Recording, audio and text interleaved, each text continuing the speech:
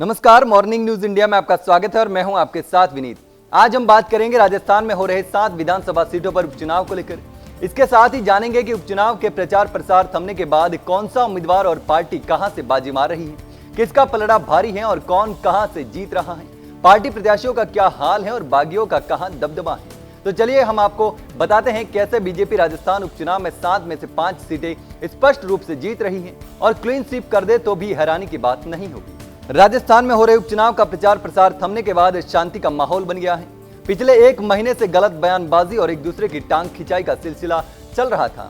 तो चलिए आज हम आपको बताते हैं कि कौन जनता के बीच हिट रहा और कौन कहां से जीत सकता है। राजस्थान में कांग्रेस, बीजेपी, आरएलपी और बाप की कितनी सीटें आ सकती हैं, कौन सी पार्टी कितनी सीटें जीत रही है, बागी कहां बड़ा खेला कर सकते हैं। चुनाव प्रचार थमने के बाद अब प्रत्याशी केवल घर घर जाकर ही वोट मांग सकते हैं।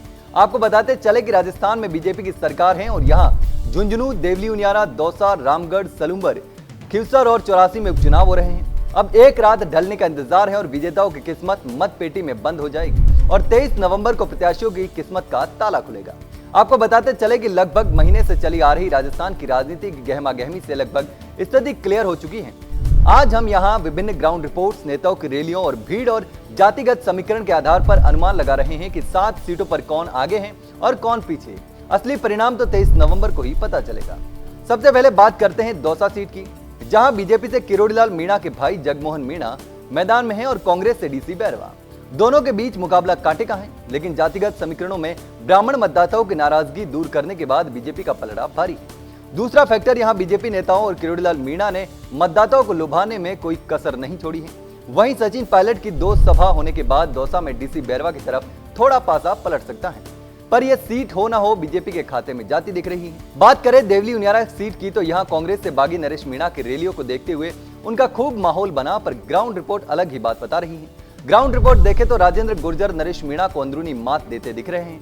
राजेंद्र गुर्जर देवली उनियारा की जनता के अंतर मन में बसे हैं और जनता उन्हें फिर से विधायक बनाने का मूड बना चुकी है। वहीं रैलियों और सभाओं में देवली उनियारा की जनता नरेश मीणा के सामने उन्हें वोट देने की बात कर रही है, पर अंदर ही अंदर बड़ा खेल चल रहा है। अगर जातिगत समीकरण और राजेंद्र गुर्जर के नाम को देखें तो देवली उनियारा में नरेश मीणा चारों खाने चित्त होते दिख रहे हैं। यानी यहाँ मुकाबला कांग्रेस के केसी मीणा और राजेंद्र गुर्जर के बीच ही रहने वाला है। अब देखना दिलचस्प होगा कि नरेश मीणा कितना वोट तोड़ पाते हैं या ऊंट किस करवट बैठेगा। यह तो 23 नवंबर को ही क्लियर होगा। बात करें झुंझुनू सीट की, तो यहाँ कांग्रेस पार्टी जीत के लिए पूरी तरह आश्वस्त है।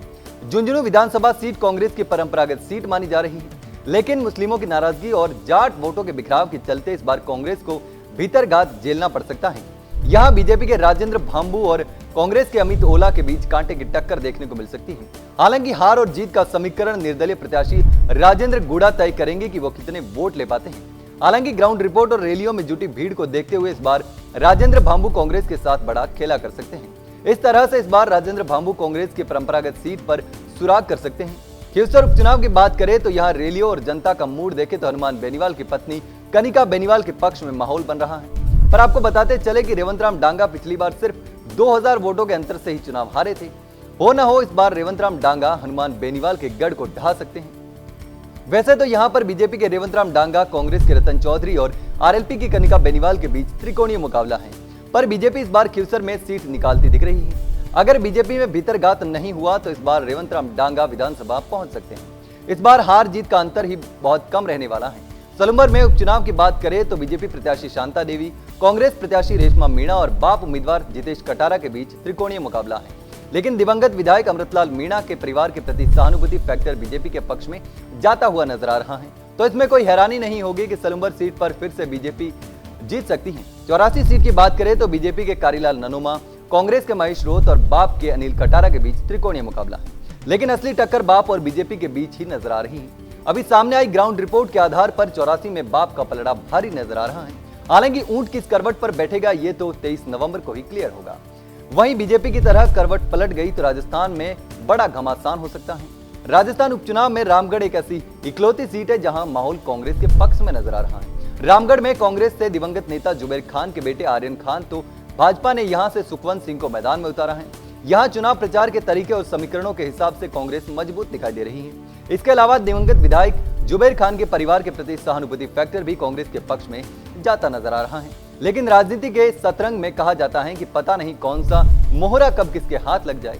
अगर माहौल सुखवंत सिंह के पक्ष में पलटा तो बीजेपी उपचुनाव में राजस्थान की सभी पार्टियों का सुपड़ा साफ कर देगी। खैर, ये तो आने वाले 23 नवंबर को ही पता चलेगा कि कौन सा प्रत्याशी कहां से जीत रहा है, लेकिन फिलहाल बीजेपी का हर जगह पलड़ा भारी नजर आ रहा है। फिलहाल के लिए इतना ही। इस प्रकार की तमाम खबरें हम आपके लिए लेकर आते रहेंगे। तब तक के लिए बने रहिए मॉर्निंग न्यूज इंडिया के साथ। धन्यवाद। ऐसे ही और वीडियोस देखने के लिए सब्सक्राइब करें मॉर्निंग न्यूज इंडिया को और जुड़े रहिए हमारे साथ।